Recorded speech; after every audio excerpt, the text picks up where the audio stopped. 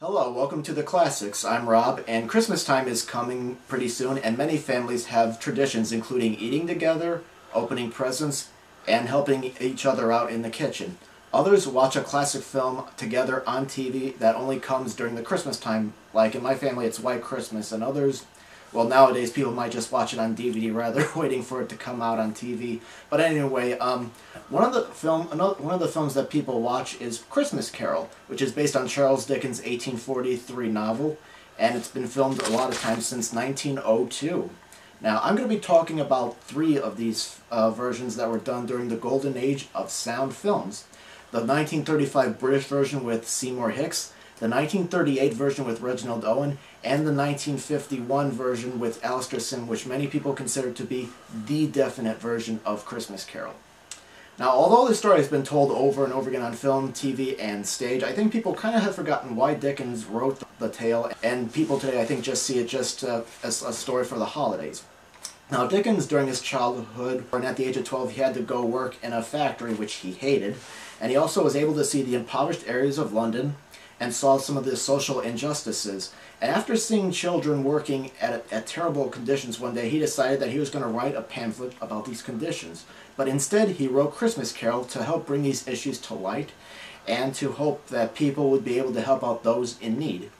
Now, unfortunately, I think this message kind of gets watered down a little bit, especially in some later versions, but some versions of the story, including the 1951 Alistair Sim's version and the 1999 Patrick Stewart film, I think does some of the best versions of those impoverished scenes, especially in the future scenes. They make them very realistic, especially in the Old Joe shop scenes, and it does a good job showing the children and adults working in those awful conditions. Okay, now I'm not going to spend a lot of time telling you what the plot of the story is, but since many people, I'm sure, have heard it over and over again. Now, when I was watching these films back to back, it was very interesting to make comparisons because the filmmakers kept things out and kept different things in, or they just added new stuff that were not in the book. Now, first, we have the 1935 version called Scrooge with Sir Seymour Hicks in the title role. Hicks creates an excellent portrayal of the stingy man, and the rest of the cast is very good, and the acting is not too theatrical. The film has smooth camera movements, and it's not static, and the street sets are very impressive, and includes nice scenes of people from different classes celebrating the Christmas holiday, which often gets left out in other productions. The film also takes advantage of the black and white photography with the use of shadows, especially in the future segments, which gave me some chills. But the downside of this film, for me, were the ghosts. Jacob Marley is invisible, but the voice acting was rather good. But when Jacob Marley first enters, he says, "Look well, Ebenezer Scrooge, for only you can see me." And when he did that, I just felt like he knew that we, the audience, was there, and that kind of took me out a little bit. Now, if they were unable to have Marley as a see-through ghost like in later films, I think I would have rather settled for, just have an actor, being full rather than not seeing anything. But I think the filmmakers might have done that so that the audience could use their imagination to what Marley would look like. But I think people today would rather just see the character.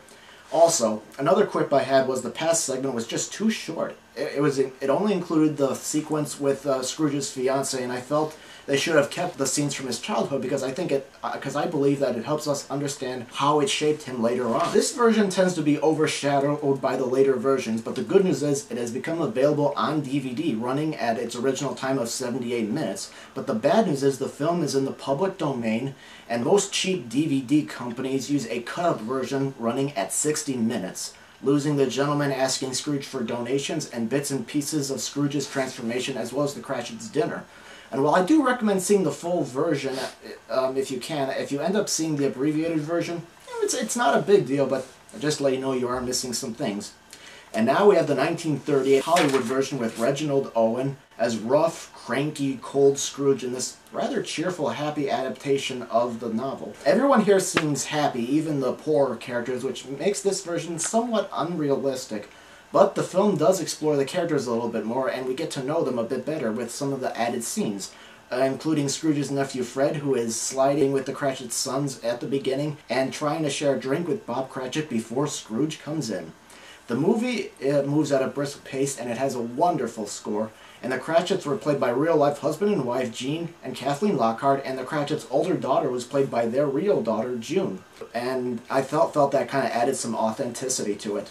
Like the 1935 film, the production also has great outside sets, although being an MGM production, it does look a little bit more glossy. And but this film, Fred is given a different and more sappy speech in Scrooge's office at the beginning instead of what Dickens wrote.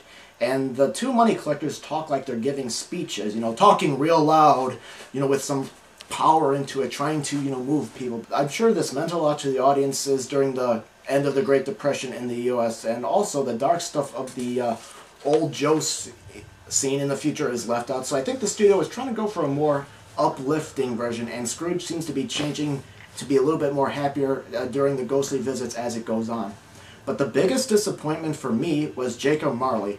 We actually see him, but Leo G. Carroll's interpretation makes him look boring, too calm, not scary, and his groaning I found to be weak.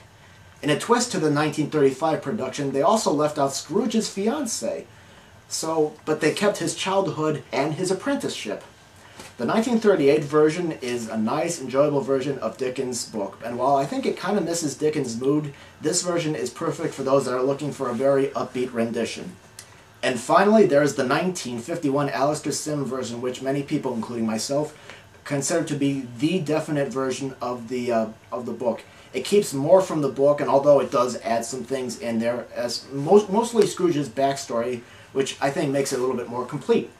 Now, the film, I think, has the best sets, and the actors, to me, look like they're actually thinking and saying their dialogue rather than just reciting it, which I think is becoming more common with the later versions, like Kelsey Grammer's version.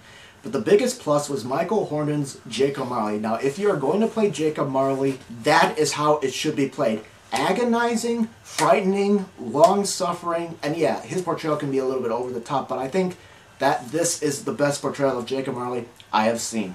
And I think this version is more true to Dickens' theme from his book, especially the future scenes, where we are in the impoverished area, including Old Joe's shop. But I do think Patrick Stewart's version did a slightly better job at it.